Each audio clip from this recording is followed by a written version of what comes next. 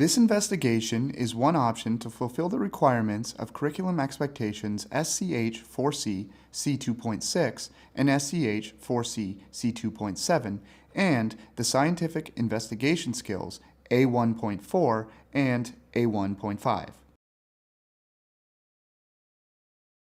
Teachers should consult the relevant MSDS sheets before considering this investigation. Prior to beginning the investigation, teachers are reminded to discuss fire safety procedures with their students, including the location and use of the fire extinguisher, any potential dangers associated with this activity, and the need to carefully follow the instructions and example of the teacher. The chemicals for this procedure are calcium carbide and water.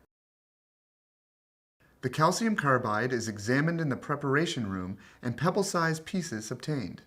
The calcium carbide is then placed in a labeled plastic vial and sealed, then placed in a tray.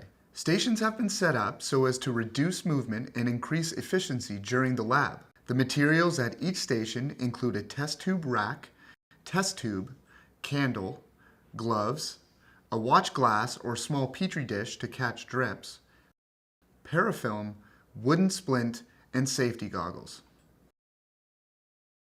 When instructed, students will drop their piece of calcium carbide into a test tube half filled with water.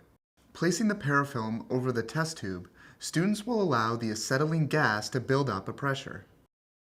A student partner will then light the candle, which will be used to ignite the wooden splint.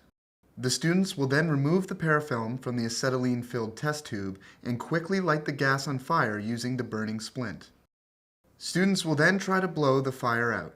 The presence of black soot on the test tube indicates that the reaction exhibits incomplete combustion.